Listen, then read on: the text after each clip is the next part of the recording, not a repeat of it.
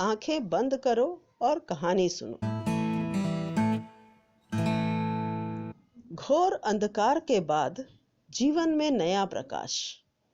वे गिरे, गिरकर उठे, उठकर चले। जब भगवान बुद्ध हताश हुए। निराशा किसके पास नहीं आती। मनुष्य और देवता सभी इस दुर्गुण से परेशान हैं, किंतु आत्मबल से इसे पछाड़ा है और निरंतर आगे बढ़े हैं।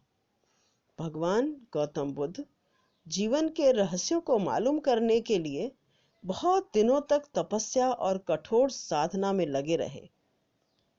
उन्होंने खूब चिंतन किया, पर आत्मज्ञान की प्राप्ति नहीं हुई।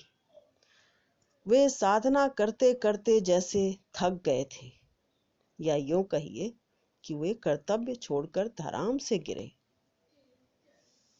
और तब उन्होंने सोचा कि मैं और अधिक कठिनाइयां सहन नहीं कर सकूंगा। मैं मानवता के सुख और समृद्धि के अपने उच्च लक्ष्य को छोड़ देता हूं।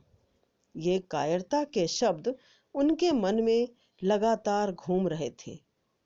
उन्होंने अपनी तपस्या मध्य में छोड़कर लौटने का निश्चय भी कर लिया। और तब वे इस निश्चय से बहुत हताश होकर निराशा, अविश्वास और पराजय की कायर भावनाओं के साथ अपने घर की ओर लौट पड़े। जब वह लड़खड़ाते कदमों से वापस आ रहे थे, मार्ग में उन्हें बहुत प्यास लगी। जल पीने के लिए वे एक झील के किनारे गए। जल पिया, बैठे, विश्राम किया, मन कुछ ठंडा हुआ। तभी सामने एक अजीब दृश्य देखा। क्या?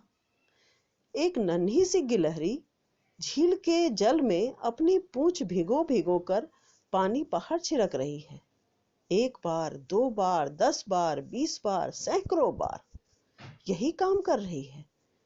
वह जल में पूंछ भिगोती है, सूखी धरती पर जाती है और पानी बाहर झाड़ आती है। उन्हें उससे बातें करने की बड़ी उत्सुकता हुई। तब उन्होंने कहा, प्यारी गिलहरी, तुम यह क्या कर रही हो? वह दृढ़ता भरे स्वर में बोली, इस झील के पानी ने मेरे बच्चों को बहाकर मार डाला, उससे बदला ले रही हूं। झील को इस प्रकार सुखाकर ही छोड़ूंगी। उसने फिर अपना काम पूर्ववत शुरू कर दिया। बुद्ध बोले, झील को सुखा रही हो? यह क्या बात हुई? बिना किसी बर्तन के पानी बाहर फेंक रही हो। तुम्हारी छोटी सी पूंछ में भला कितनी बूंदें सूख पाती होंगी? तुम्हारे इतने छोटे शरीर, थोड़े से बल, सीमित साधनों से भला कैसे यह विशाल झील सूख सकेगी? इसमें न जाने कितने युग का समय लग जाएगा, और तुम्हारी आयु ही कितनी है।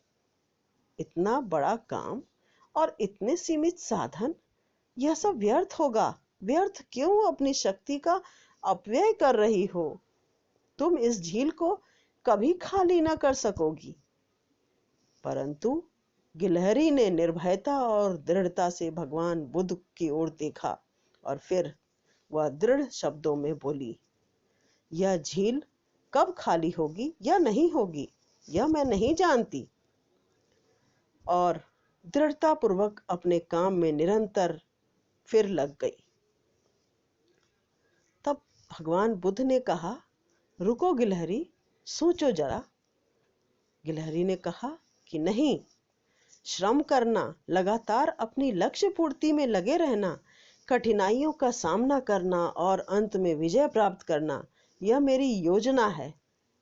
भगवान बुद्ध के मन में फिर से उथल पुथल हुई। वे सोचने लगे, जब यह नन्ही सी गिलहरी अपने थोड़े से साधनों से इतना बड़ा कार्य करने के लिए स्वप्न देखती है, तब भला मैं, उच्च मस्तिष्क और सुदृढ़ शरीर वाला विकसित मनुष्य, अपने लक्ष्य की पूर्ति क्यों न कर सकूंगा? और वे फिर वापस अपनी साधना के लिए लौट गए।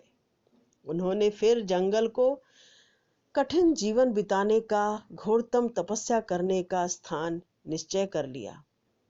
और एक दिन वे अपने लक्ष्य में सफल होकर ही रहे।